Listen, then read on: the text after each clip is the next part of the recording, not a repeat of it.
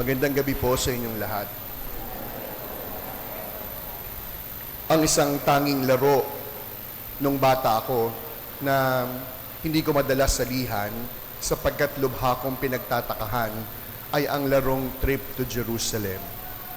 Sa bawat Christmas party, children's party, sigurado bahagi ng programa ang paglalaro ng Trip to Jerusalem.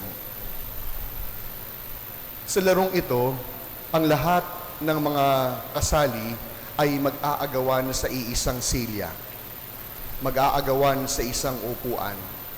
At sa larong Trip to Jerusalem, sino ang nananalo? Hindi lang naman yung pinakamabilis. Hindi lang naman yung pinakamagaling. Ang nananalo sa larong Trip to Jerusalem, yung madali o magaling makapaniko. Yung magaling makapampatid. Nakapagtataka sapagkat nag-aagawan sa iisang upuan at kayang gawin ng lahat, makuha lamang ang natatanging upuan. Kapag po pinag-uusapan ang silya o upuan, ito hindi lamang simpleng gamit na pwedeng upuan. Sapagkat ang silya, ang upuan, ay sumisimbolo sa isang bagay. Ano po iyon? Ang taglay na kapangyarihan. Kaya nga hindi ba, kapag tinatawag natin ang isang tao, chairman, chairperson, ibig sabihin, may katungkulan. Kapag sinabi nating reserve seat, ibig sabihin, para lamang sa natatangi o espesyal. Ang upuang pandangal, para lamang sa mga taong may sinasabi sa lipunan. Kaya nga po sa ganitong diwa natin maaaring maunawaan ang mga pagbasa natin ngayong ika-31 linggo sa karaniwang panahon, ang pagkakaroon ng kapangyarihan. Kakatapos lamang po ng barangay at SK elections. Ngayon, nabigyan ng kapangyarihan ang mga kandidatong nagnais ng inyong mga boto. Nang dahil sa mga boto, naluklok ang mga kandidato. Bakit? Hindi lamang dahil sa kapangyarihan. We always wanted to believe that they ran for barangay elections not for anything, but because of service. Kaya nga po yung kapangyarihang taglay ng bawat kandidatong nanalo, saan po nakaugat? Doon sa kanyang kahandaan, doon sa kanyang kagustuhan na magbigay ng sarili sa larangan ng paglilingkod. Kaya nga po, mga minamahal kong mga kapatid, hindi lamang yung mga naluklok sa gobyerno, hindi lamang yung mga may kapangyarihan, kundi ang lahat sa atin na mayroong kapangyarihan sa iba o natatanging pamamaraan. Ano ang siyang paalala ng ating mga pagbasa? 3 bagay. Una, aanhin natin ang kapangyarihan kung wala naman tayong taglay na kabutihan. Natatandaan ninyo, sinabi ko minsan na nakakatakot, uulitin ko, nakakatakot na mailagay ang kapangyarihan sa isang taong walang taglay na kabutihan. Nakakatakot. May mga nagkukwento lang naman sa akin, ichichismis ko sa inyo. Dahil tapos na naman ang eleksyon, may mga nagkwento sa akin, Father, alam nyo, yung isang tumakbo doon sa barangay, hindi naman talaga para tumakbo. Pwede ba yun? Opo, Father. Kasi po nang aasar lang siya. Father, isang tumakbo po sa isang barangay, Father, naku, naghihiganti lang po. Nakakatakot. Na kapag tayo napagkalooban ng kapangyarihan, pero iba ang siyang ating magiging pamantayan. Kaya yung unang paalala ng ating mga pagbasa, aanhin mo ang kapangyarihan kung kinapos ka naman ang kabutihan. Sa ating panahon ngayon, napakarami na ng mga artista search. Maraming gustong maging artista. Marami ang gustong sumayaw, kumanta, at magpakitang gilas sa harap ng kamera. Alam niyo, alam to ng mga nakakakilala sa akin, lagi pong automatic sa akin kapag nakakita ko ng bata, lagi kong unang tatanungin, anong gusto mo maging paglaki mo? Hindi ko po alam. Tulungan niyo po ako mag-isip. Nung bata po ako, pag po tinanong ako ng mga tao, anong gusto mo maging paglaki mo? Automatic po yung sagot ko. Hindi pa pare ang gusto ko maging nung bata ako. Ang lagi kong sagot, gusto ko po maging piloto. Gusto ko po maging abogado. Ganun naman yung mga bata. Nag-iiba-iba palagi yung kanilang pangarap. Pero alam niyo, pansinin niyo po ngayon, yung mga bata, kapag tinanong mo, anong gusto mo maging paglaki mo? Yung mga bata, sasagutin, hindi ko po alam. Ibang bata naman, hindi sasagot. Pero minsan, may mga bata po kung tatanungin, ang hindi ko lubos na maunawaan, kapag tinanong mo ang isang batang lalaki, anong gusto mo maging paglaki? Seaman po. Ano ba meron sa pagsisiman? Bukod sa malaki ang sweldo, marami mga batang lalaki ang gustong sumakay ng barko.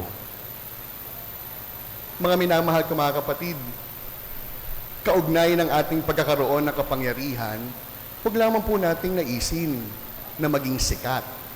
Huwag lamang po ninyong gustuhin na maging matagumpay. Although wala pong masama doon, uulitin ko, hindi ho masamang maging sikat.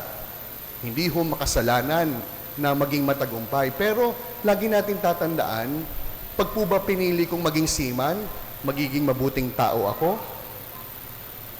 Pag po ba pinili kong maging doktor, magiging mabuting doktor ba ako? Yung mga magulang po na naririto, bilang mga magulang, mayroon kayong taglay na kapangyarihan. At ano po ang inyong kapangyarihang taglay? When you became parents, you become like co-creator with God. Ulitin ko. When you became parents, you became co-creator with God. Mantakin po ninyo, sa pamamagitan ng inyong turo, halimbawa, pamumuhay, huhubog kayo ng isang pagkatao. Sa pamamagitan ng mga magulang, kayo po magtatakda anong uri at klaseng tao sila pagdating ng panahon. Naikwento ko na po sa inyo, brand new tito po ako ngayon, si Tito Father. At sa darating na Wednesday, 2 buwan na po yung pamangkin kong si Amara. Napaka-cute. Siyempre, bias ako, no? Pamangkin ko. No? Pero alam niyo, may mga pagkakataon, nagdarasal ako sa Diyos. No? 12 taon na akong pari. 9 na taon na po silang kasal nung aking bayaw. Pero hindi po sila napagkakalooban ng anak. At ano po yung bubog ko bilang tito? Sabi ko po sa Diyos, ang dami ko pong kakilala. Alam kong magiging mabuting magulang. Pero hindi po napagkalooban ng anak. Totoo. At mas lalo pong lalalim yung bubog ko kapag nakakakilala at nakakakita ako ng mga magulang na minsan masasabi ko, sana hindi na lang naging magulang. Tabi-tabi ha, tabi-tabi. Minsan may mga mag-asawa nagkatinginan lang na buntis na. Ang dami po sa atin, ilang beses na pong nagsasayaw-sayaw sa ubando, ilang beses na pong nag-alay na kung ano-ano, hindi pa rin nabubuntis, nagkakaanak. Pero alam natin, magiging mabuting mga magulang. Kaya paalala sa mga magulang na naririto, bilang mga magulang, kayo ay may taglay na kapangyarihan. At nasa inyong mga kamay kung anong uri at klase ng tao magiging inyong mga anak pagdating ng panahon. Kaya ang unang taglay na kapangyarihan, una, kabutihan. Huwag lamang dapat maging magaling. Huwag lamang naising maging matagumpay. Kasabay ng ating bawat pangarap, kasabay ng taglay nating kapangyarihan sa ating mga kamay, pagsumikapan, pangarapin, gustuhin, maging mabuting tao, maging mabuti at banal na mga magulang. Pangalawa, sa sinuunang Griego, ang mga tao, ang mga artista, ay nagsusuot ng maskara. Kaya nga po, hindi ba, mapapansin ninyo na ang simbolo ng pinilakang tabing ng tanghalan ay 2 maskara. Isang nakatawa at isang malungkot. Ibig sabihin, Ang bawat gumaganap sa entablado, kinakailangan magsuot ng maskara upang ikubli kung ano ang nasa loob, upang itago ang siyang hindi kayang makita ng mata. Hindi ba't ganun ang gawain ng mga taong artista? Nagpapanggap, nagtatago, nagkukubli, para hindi malaman kung ano ang katotohanan. Kaya nga po, mga minamahal ko mga kapatid, pangalawa, sa kabutihan, ang bawat taong may kapangyarihan dapat namumuhay ng makatotohanan. Alam niyo, tayo pong mga Pilipino, sanay na sanay po tayo sa white lies. Ang dami ko pong kaibigan na minsan, they're going to justify and even trying to justify their own lies. Ano pong ibig ko pong sabihin? May mga tao sasabihin nila, okay naman yan, white lies naman. Abay, mantakin ninyo, sa sobrang creative ng tao, kahit ang pagsasunungaling, binibigyan ng kulay. But there is no such thing as white lies. Lying is lying, and lying is sinful. Ang pagsasabi ng half-truth ay hindi pwedeng sabihin, konting katotohanan yung sasabihin ko at kalahating kasinungalingan. Baka pwede na yon. Hindi. Hindi pwedeng sukatin ng kaunti o kalahati ang katotohanan. Sapat ang katotohanan, absolute. Kaya alam nyo, mga minamahal ko mga kapatid, tignan po ninyo ng buong katapatan ang inyong mga sarili. Kailan po kayo huling nagsinungaling? Kailan po yung huling pagkakataong ikinubli ninyo yung katotohanan? At ano ang inyong naging pakiramdam? Subukan nyo pong balikan. Kung ngayon sasabihin nyo, Father, parang kinabahan nga po ako eh. Parang hindi po ako mapakali. Congratulations, may konsensya ka pa. Pero, kung hindi mo na maalala ang iyong pakiramdam, sapagkat nasanit na hirati na sa pagsisinungaling, kabahan ka. Baka wala ka ng budhi. Matapos nating asamin ng tagumpay, matapos nating gustuhin na maging mabuting tao, mamuhay ng may katotohanan. At pangatlo, aanhin natin ang kapangyarihan kung hindi naman tayong handa magbigay ng sarili sa paglilingkod. And when it comes to service, my dear friends, humility would enter the picture. It is always humility that truly matters when it comes to goodness, when it comes to holiness, when it comes to service. Why? Because humility is the foundation of all virtues. Uulitin ko, ang kababaan ng kalooban, ang siyang ugat at puno ng lahat ng kabutihan. Anong ibig ko pong sabihin? Ang isang taong mababa ang kalooban, hindi mahirap sa kanya ang maglingkod. Ang isang taong mababa yung kalooban, hindi siya mahihirapang magmahal. Ang isang taong mababa yung kalooban, kilala niya at tanggap ang kanyang sarili. Kaya nga hindi ba, may tayong tinatawag na false humility. Imagine even humility. Ano po yung false humility? Kapag sinabi sa iyo, ang galing-galing mo naman, sasagot ka, hindi naman, tsamba lang. Uy, ang galing mo kanina, ang ganda nung sinabi mo, sakto lang. But what is humility? Humility is not putting ourselves lowly. Minsan ganun po yung isip natin eh. Kapag sinabing humility, sobrang magpakababa. Hindi. Humility is how we look ourselves, the way God looks at us.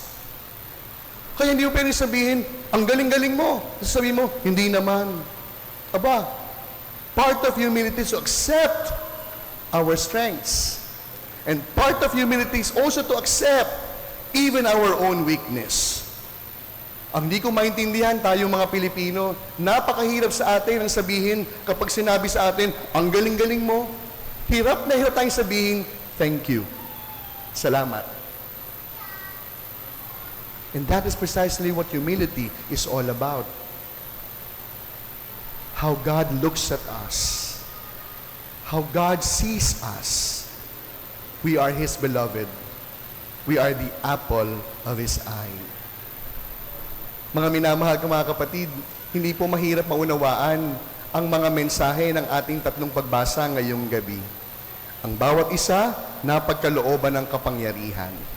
At ang tanong, paano gagamitin ang kapangyarihang ito?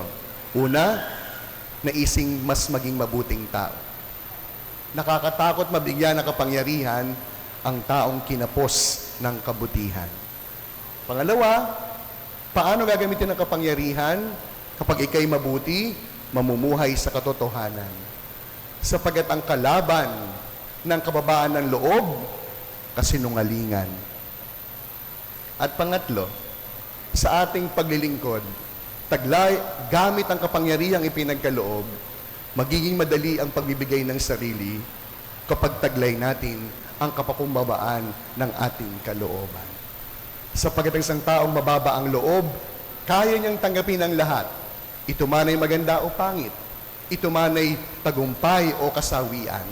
Sapagat isa ang iniisip ng isang taong mababa ang kalooban, ang lahat ay galing sa Diyos.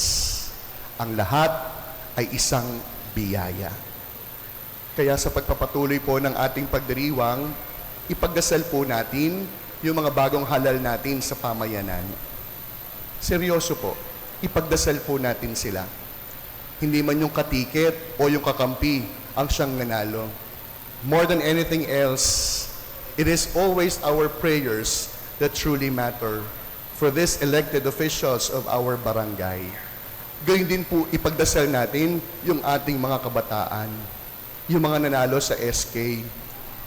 Aaminin ko po sa inyo, nung inanyayahan ko po sila nung Biyernes, isang linggo, na magsimba, bigla po akong kinabahan.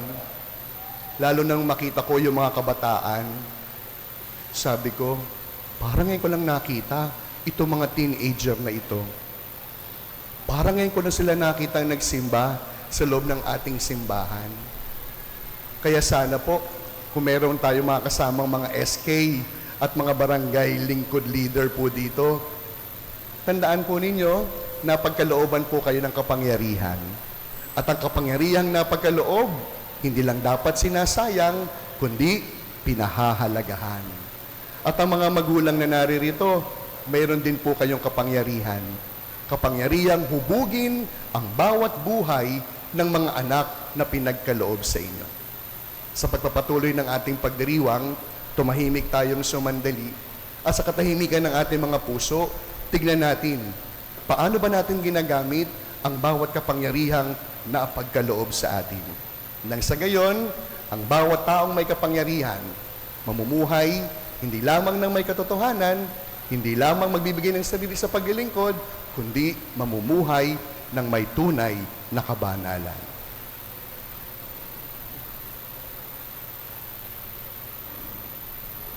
Amen.